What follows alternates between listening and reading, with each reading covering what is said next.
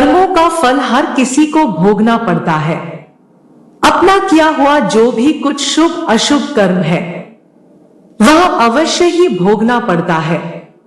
बिना भोगे तो सैकड़ों करोड़ों कल्पों के गुजरने पर भी कर्म नहीं टाल सकता। यहाँ हम आपको वाल्मीकि रामायण का एक प्रसंग सुनाते हैं।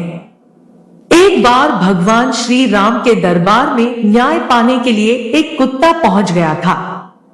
जब लक्ष्मण जी ने कुत्ते से पूछा कि क्या बात है, तो कुत्ते ने कहा कि मुझे भगवान श्री राम से न्याय चाहिए। भगवान श्री राम उपस्थित हुए और कुत्ते से पूछा कि बताओ कैसे आना हुआ। कुत्ते ने कहा कि प्रभु मैं खेत के मेड़ के बगल में लेटा था, तभी एक ब्राह्मण जो कि उस रास्ते से जा रहे थे मुझ पर अनावश्यक डंडे से प्रहार करके चोटिल किया है। मुझे न्याय चाहिए कि बिना किसी अपराध के भी ब्राह्मण ने मुझे क्यों पीटा, इसलिए आप उस ब्राह्मण को दंड दीजिए। इस पर भगवान श्री राम ने उन ब्राह्मण को भी बुला लिया और सवाल किया कि आपने इस कुत्ते को किस कारण से पीटा है। ब्राह्मण ने कहा कि प्रभु मैं स्नान करने के लिए नदी की तरफ जा रहा था तो सोचा कि ये कुत्ता कहीं मेरे कपड़े छूकर मुझे अपवित्र न कर दे, इसलिए इसे दूर भगाने के लिए मैंने एक डंडे का प्रहार किया। भगवान ने कुत्ते से पूछा कि तुम बताओ इनको क्या दंड दिया जाए। तब कुत्ते ने कहा कि प्रभु मैं आपकी शरण में आया हूँ, न्याय तो आपको ही करना है। इस पर भगवान ने फिर से कहा कि नहीं तुम बताओ इन्हें क्या दंड दिया जाए और वही दंड इन पर लागू होगा। तब कुत्ते ने कहा कि इन ब्राह्मण को कालिंजर के एक मठ में मठाधीश बना दिया जाए। ये सुनकर वहां राज दरबार में उपस्थित सभी लोग अवाक रह गए, क्योंकि कालिंजर का वो मठ असीम वैभव, ऐश्वर्य और कूट धन से समृद्ध था। उसका मठाधीश बनना गर्व की बात होती थी। तब भगवान राम ने पूछा कि तुम दंड दे रहे हो या मजाक कर रहे हो।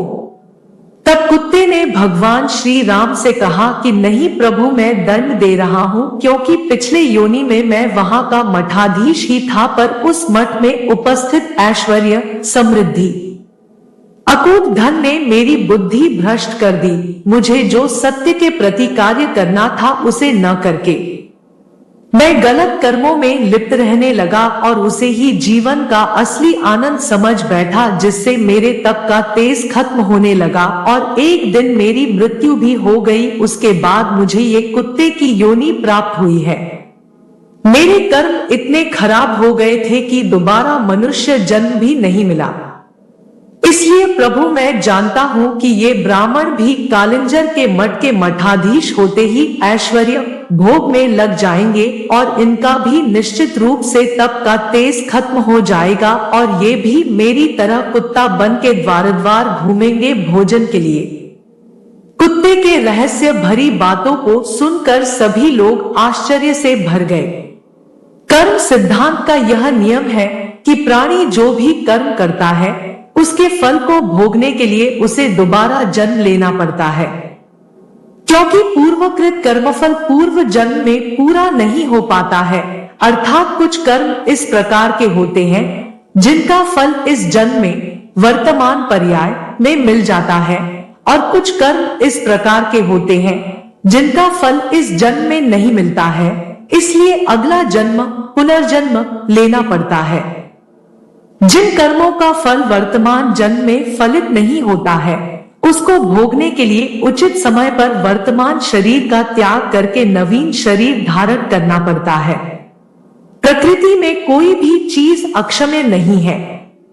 प्रकृति हमेशा अपना प्रभाव रखती है, सामने दिखाती है, उसे कोई रोक नहीं सकता। उसे अगर कोई रोक सकता है तो आपका शुभ कर्म ही आपके द्वारा किए गए दुष्कर्म को रोकने का माध्यम आपके द्वारा किए गए शुभ कर्म ही है, और शुभ कर्म करने से ऐसे ही बड़े बड़े दुष्कर्म कट जाते हैं। आता स्पष्ट है कि आप अपने कर्मफल से नहीं बच सकते। आप जहां भी जाते हैं, जो कुछ भी करते हैं, आपके कर्म ही आपको शांतिपूर्वक देख रहे होते हैं। किसी भी दिन आपको आपके कर्म का फल पृथ्वी पर वहन करना ही होता है। दोस्तों, वीडियो आपको कैसे लगे कमेंट करके बताएं। वीडियो को लाइक करें, शेयर करें और चैनल को सब्सक्राइब करना ना भूलें।